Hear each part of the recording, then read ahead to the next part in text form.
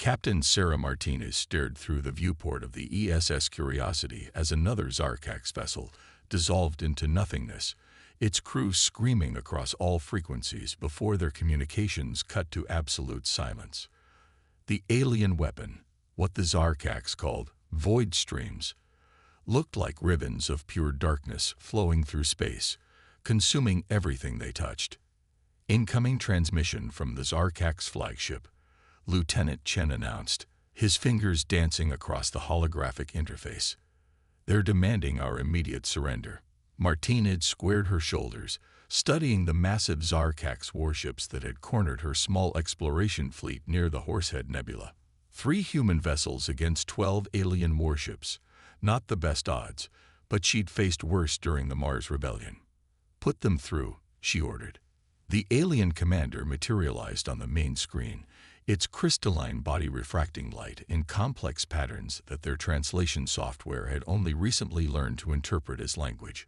Human vessels, it transmitted, your species' expansion ends here. Surrender now, and we will grant you a swift death. Resist, and we will unmake you with the power of the void itself. Martinez couldn't help but smile. The Zarkax had been terrorizing this sector for decades, using their mysterious void weapons to eliminate any civilization that refused to submit to their authority. They expected fear. They expected panic. They certainly didn't expect Martinez to laugh. With all due respect, she replied, I think we'll take our chances. The Zarkax commander's crystalline form flickered with patterns of disbelief. You've seen what our void streams do to matter. Everything they touch ceases to exist. Your primitive shields can't. Lieutenant Chen, Martinez interrupted, please demonstrate our response to the commander's concerns. Chen grinned and activated the external cameras. On all viewing screens, the void streams lanced out from the Zarkax vessels, wrapping around the human ships like hungry serpents. But where other species' vessels had dissolved instantly, the ESS Curiosity and her sister ships remained untouched. The dark energy weapons simply flowed around their hulls like water off a duck's back. The Zarkax commander's patterns became chaotic. Impossible. How are you? What are you? We're human, Martinez answered simply. And we got some questions about your weapons. Our scientists are fascinated by the quantum mechanics involved. Would you be interested in a research partnership? The silence that followed was profound. For centuries, the Zarkax had relied on the terror their void weapons inspired. They had never encountered a species that not only survived them but wanted to study them. You want to study the void streams. The commander's patterns shifted to what the translation software interpreted as confusion mixed with fear. The weapons that unmake reality itself. Martinez nodded. Absolutely. Our preliminary scans show they're manipulating dark energy in ways we've only theorized about. The applications for clean energy production alone could be revolutionary, not to mention the potential for faster-than-light travel improvements. The bridge crew watched as the Zarkax commander's crystalline form seemed to lose some of its rigid structure. What manner of beings are you, that you see the ultimate weapon of destruction and think of scientific cooperation? We're explorers, Martinez replied. We're curious, and right now we're very interested in learning how your void streams work. We can either do that together, as partners, or... She let the sentence hang meaningfully. The Zarkax fleet, for the first time in their long history of conquest, began to retreat. But Martinez wasn't about to let this opportunity slip away. Commander, she called out, think about it. Your weapons don't harm us. That makes us the perfect partners to help you study and improve them. Together, we could unlock secrets of dark energy that neither of our species could discover alone. The Zarkax commander's patterns stabilized slightly. You truly wish to collaborate, despite our attempt to destroy you. Water under the bridge, Martinez said, then quickly added, that's a human expression meaning we're willing to move past it. What do you say? The commander's crystalline form shimmered in what might have been resignation, or perhaps the first glimmer of hope. I will need to consult with the High Council, But perhaps there is wisdom in your words." As the transmission ended, Martinez turned to her crew. "Well, that's one way to make first contact. Dr. Patel, get your research team ready. Something tells me we're about to get unprecedented access to some very interesting technology." Lieutenant Chen shook his head in amazement. "Only humans would respond to a superweapon by wanting to study it." "That's exactly why we're out here," Martins replied, watching the Zarkax fleet's weapons power down. "In all that darkness, we saw possibility. And that, Lieutenant, is humanity's greatest strength." The ESS Curiosity's quantum entanglement communicator was already buzzing with messages from Earth Command, no doubt demanding explanations for their unorthodox diplomacy. Martinez smiled. She couldn't wait to tell them how humanity's first encounter with the dreaded Zarkax might lead to a revolutionary breakthrough in dark energy research. After all, only humans would look into the void and see not death, but opportunity. Dr. Aisha Patel hadn't slept in 3 days, but she couldn't remember the last time she'd been this excited. The holographic displays in the ESS Curiosity's main laboratory danced with quantum calculations and dark energy readings that would revolutionize physics as humanity knew it. Behind a containment field, a sample of a Zarkax void stream twisted in space like a ribbon of living shadow. "You're telling me," Admiral Wong said from the quantum-linked display, "that humans evolved alongside dark matter on Earth. That's why their weapons can't harm us." "Not exactly," Aisha replied, manipulating the holographic model of human DNA floating before her. "It's more fascinating than that. We didn't just evolve alongside dark matter. We evolved to process it. Look at this." She highlighted a previously unknown structure within the human genome, a complex sequence that had always been dismissed as junk DNA. "We're calling it the shadow helix. It appears to be present in every human cell, but it exists partially in dark matter space. That's why we never noticed it before. We weren't looking in the right dimension." The Zarkax scientist, Crystal Song in Darkness, chimed in through their translator. Its crystalline form vibrated with what Aisha had learned to recognize as intense scientific curiosity. "Remarkable. Your bodies naturally process and channel dark energy through this structure. When our void streams encounter human tissue, instead of unmaking it, they're simply absorbed and redistributed through this network." Admiral Wong's hologram flickered as he leaned forward. "And you're certain this is present in all humans?" "Every single one," Aisha confirmed. "What's more, we found evidence that this adaptation goes back to the very beginning of human evolution. Something on Earth, we still don't know what, created an environment where processing dark energy became advantageous for survival." "The implications are staggering," Crystal Song in Darkness added. "For millennia, my people believed we had mastered the ultimate force of destruction. We never imagined we would encounter beings who had evolved to harness it naturally." Aisha pulled up another display, this one showing cellular activity. "It gets better. Now that we know what to look for, we're finding that humans don't just resist dark energy. We need it. Our cells are constantly processing background levels of dark energy from the universe around us. It's as essential to our biology as oxygen.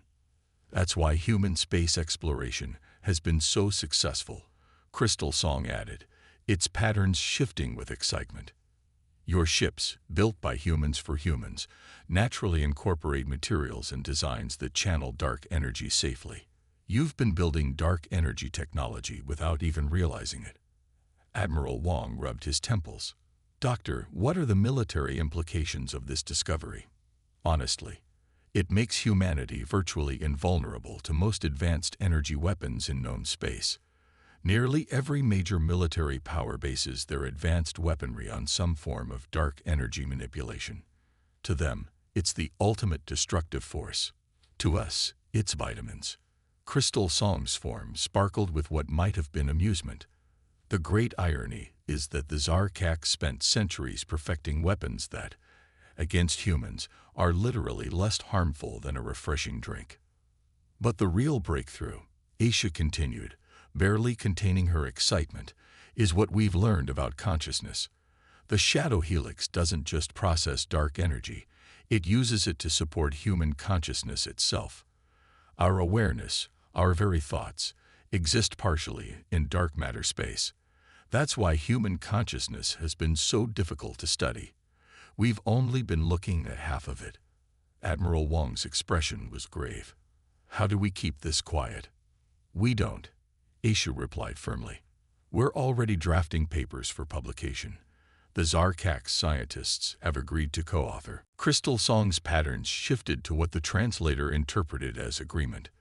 This discovery transcends politics, Admiral. It changes our understanding of life itself.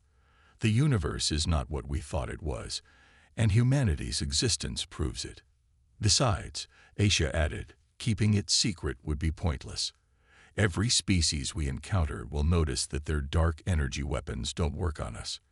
Better to explain why and use that knowledge to build bridges. The Admiral sighed. The diplomatic corps is going to have a field day with this. Half the galaxy will want to study us, and the other half will probably be terrified of us. Let them study us, Aisha said, watching the void stream sample pulse with potential. The more we understand about ourselves and the universe, the better equipped we'll be to help others. This isn't just about humanity anymore. It's about understanding life itself. As if to emphasize her point, the void stream and the containment field pulsed with a new pattern. Crystal Song moved closer to the field, its crystalline form vibrating with surprise. Extraordinary, the alien scientist whispered. The void stream, it's responding to human neural patterns. Your thoughts, they're shaping dark energy itself. Aisha smiled. Welcome to the future, Admiral. It's darker than we expected, but that just means there's more to discover. The implications were clear.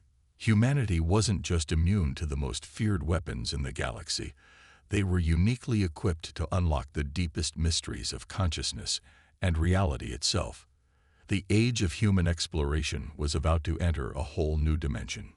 The Galactic Council chamber hummed with tension as Ambassador Michael Chen stood before the assembled representatives of 17 warring species. Above them, through the transparent dome, two fleets faced each other in high orbit, one belonging to the Silicon Collective, the other to the Photonic Alliance. Both sides had their void weapons primed and ready. Distinguished representatives, Chen began, his voice carrying across the chamber. 6 months ago, these weapons you're all pointing at each other would have terrified humanity. Today, they're the reason we're uniquely qualified to help you find peace. He gestured to Dr. Aisha Patel, who activated a holographic display showing human DNA's shadow helix structure. Thanks to our natural ability to process dark energy, we can safely monitor, study, and even disable void weapons. We're not here to take sides. We're here to ensure that if diplomacy fails, no one needs to die.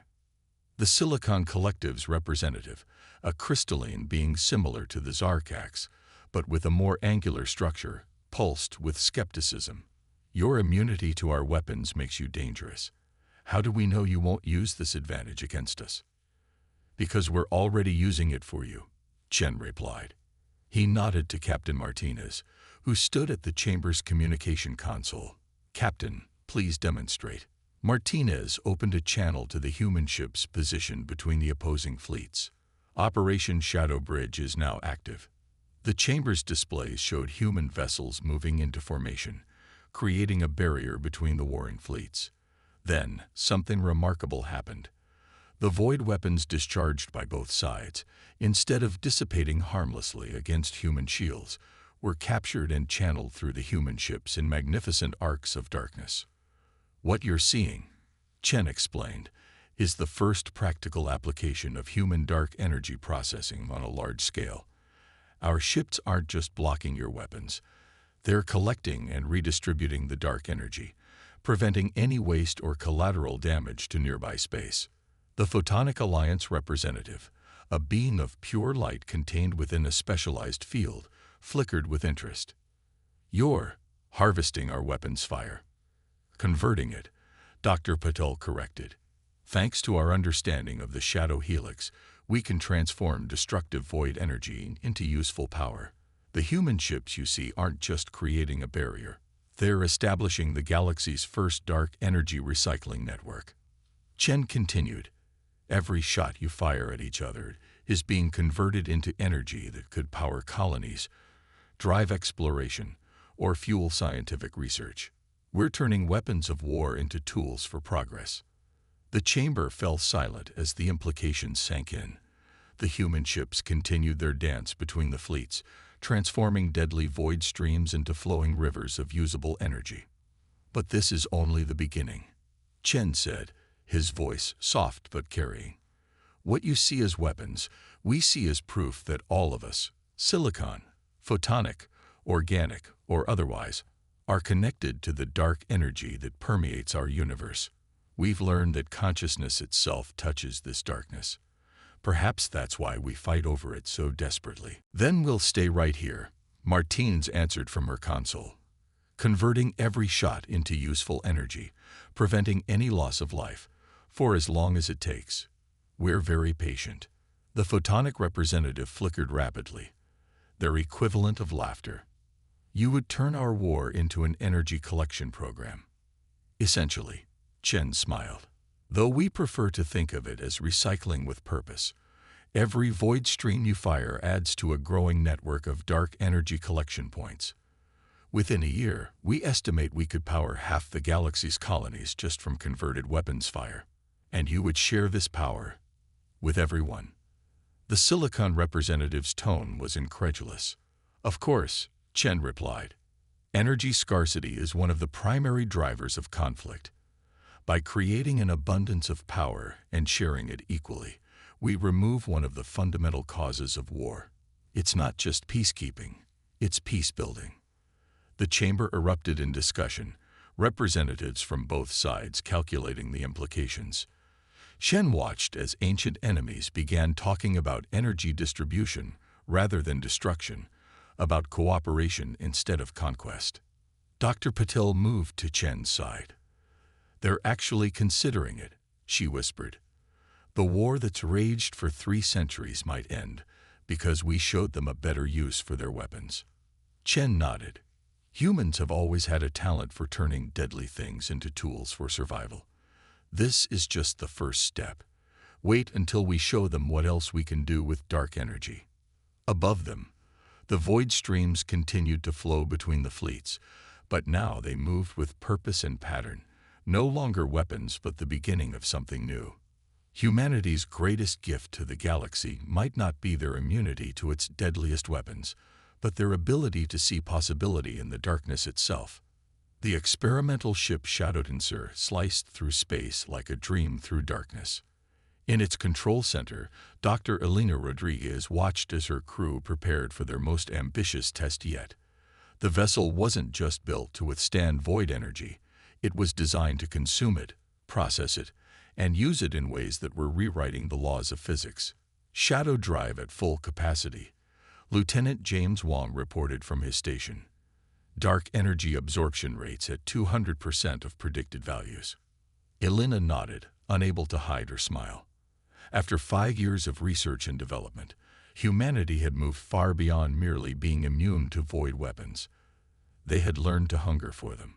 Begin the jump sequence, she ordered.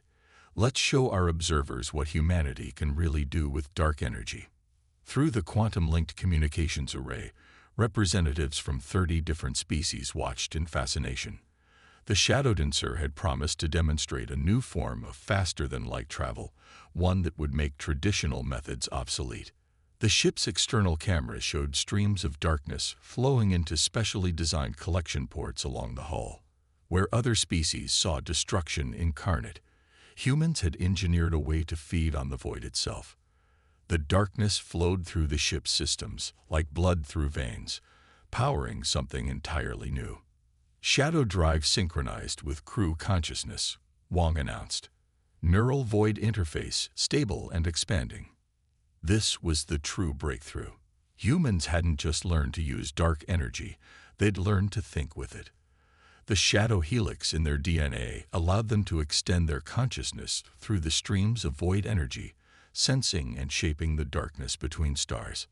All hands, Alina called out, prepare for consciousness expansion. Remember your training. Feel the void, but don't get lost in it. The crew's neural patterns synchronized through the ship's systems, their combined consciousness reaching out through the dark energy field they'd created. In that moment, they weren't just a crew.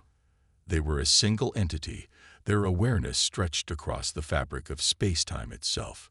Target locked, Wang reported, his voice distant as part of his mind swam in the void. The Horsehead Nebula. 3,000 light-years in a single jump. Alina felt the power building around them, dark energy responding to human thought in ways that defied conventional physics.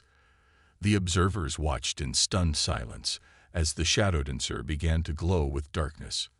Not the absence of light, but something deeper, more fundamental to reality itself. Shadow jump in 3, 2, 1. Reality shifted. The void opened. The shadow dancer didn't so much move through space as reshape it, using dark energy to fold distance into nothing. For a moment, the crew existed everywhere and nowhere, their consciousness spread across thousands of light-years through streams of living darkness. Then, with a pulse of void energy that rippled across multiple dimensions, they emerge.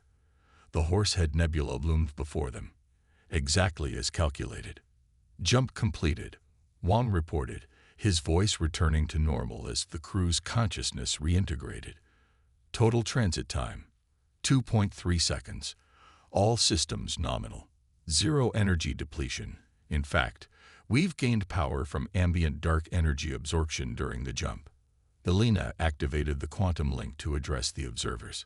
Distinguished representatives, you've just witnessed humanity's gift to galactic civilization. The shadow drive doesn't just move through space. It communes with the darkness between stars. Using our natural ability to process dark energy, we've created a drive system that treats the void not as an obstacle, but as a medium for consciousness-directed travel. The quantum link erupted with questions and exclamations. The implications were staggering. Ships equipped with shadow drives could cross the galaxy in hours instead of years, and they'd power themselves doing it, feeding on the dark energy that permeated space. But this is just the beginning, Alina continued. The shadow drive isn't just a means of transportation. It's proof that consciousness and dark energy are fundamentally linked. Every human crew member connected to the drive experiences a kind of awareness we're only beginning to understand. We're not just traveling through space, we're learning to perceive reality in entirely new ways. The Zarkak's representative's voice came through clearly. You've turned our weapons into a gateway to enlightenment. No, Alina corrected gently. We've discovered what they always were. Dark energy isn't a weapon or a tool. It's a fundamental aspect of consciousness itself. Humanity's gift wasn't immunity to void weapons. It was the ability to recognize the true nature of the darkness between stars. As if to emphasize her point, the shadow dancer pulsed with gathered void energy, its hull glowing with possibilities that no species had imagined before humans looked into the darkness and saw not death, but destiny. We call ourselves void eaters now, Alina explained. Not because we consume the darkness, but because we've learned to commune with it, and we're ready to teach others to do the same. The age of void weapons is over. The era of shadow exploration is about to begin. Around them, the Horsehead Nebula painted space in sweeping colors, while streams of darkness flowed through and around the shadow dancer like friendly serpents greeting an old friend. Humanity had not just survived the most terrible weapons in the galaxy, they had transformed them into a path to the stars themselves. 10 years after the shadow dancer's historic flight, the Galactic Concordat gathered in Earth's orbital assembly hall. Representatives from over 200 species floated, stood, or shimmered in their respective environmental fields. Among them moved human researchers, their bodies glowing softly with controlled dark energy, a sight that had become common across civilized space. Admiral Sarah Martinez, now Earth's chief ambassador to the Concordat, stood at the central podium. Behind her, through the vast observation windows, ships of all species moved through space, many of them trailing the characteristic darkness of shadow drive technology. A decade ago, she began. Humanity faced the galaxy's deadliest weapons and saw not destruction, but possibility. Today, we gather to mark another milestone in our shared journey of discovery. Dr. Aisha Patel, her hair now streaked with silver, stepped forward with Crystal Song in darkness, their longtime Zarkax research partner. Between them floated a holographic display showing a double helix intertwined with streams of darkness. "We've succeeded," Aisha announced, her voice carrying the weight of years of research. "Through careful genetic engineering and consciousness integration techniques, we can now safely introduce the shadow helix into other species." The chamber erupted in murmurs and flickers of excitement. Crystal Song's form pulsed with pride as it added, "The process is both safe and reversible. More importantly, it's adaptable to any form of consciousness, whether silicon-based, photonic, or organic." Martinez gestured to the space outside, where ships continued their dance among the stars. "Look around you. 10 years ago, those void streams would have been weapons fire. Today, they power our ships, feed our colonies, and connect our minds across the darkness between stars. And now, at last, we can share not just our technology, but our very nature." A representative from the Photonic Alliance raised its light form. "What are the implications for non-organic species like ourselves?"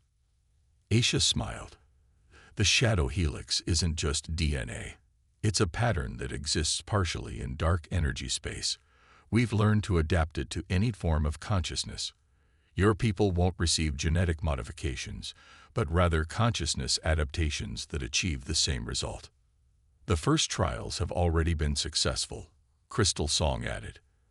"I myself underwent the procedure 6 months ago." Its crystalline form suddenly pulsed with dark energy in a way that would have been impossible for its species before. "I can now perceive and process void energy just as humans do naturally." The Silicon Collective's representative leaned forward.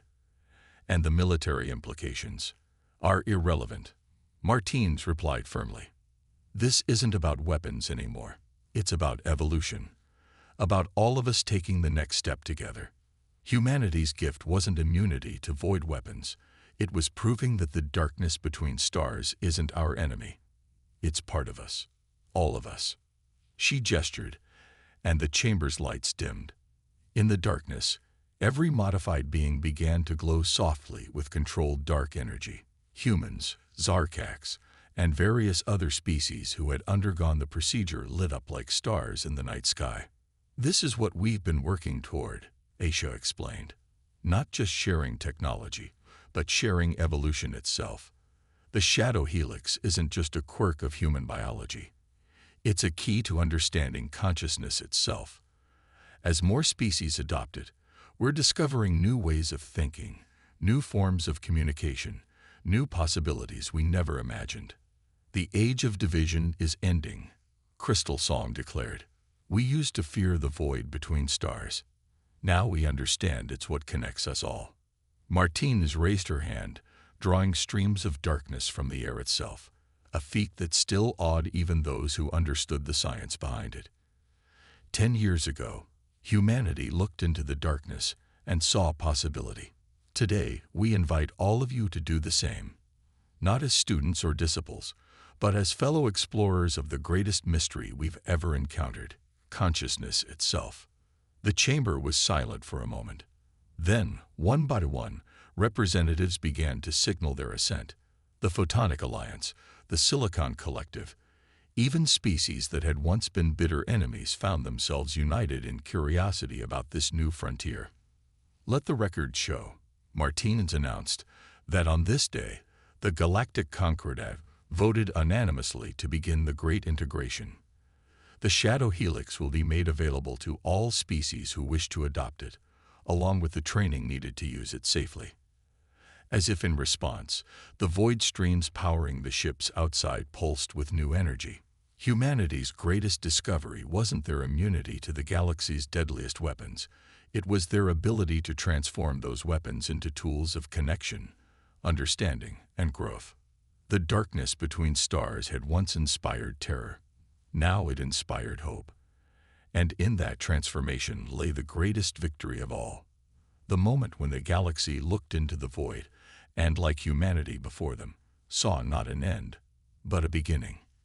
In the space around Earth, ships of all species continued their cosmic dance, trailing streams of darkness that were no longer weapons, but bridges between stars and minds alike. The void weapons that had once threatened to tear the galaxy apart had become the very thing that would unite it, one consciousness at a time.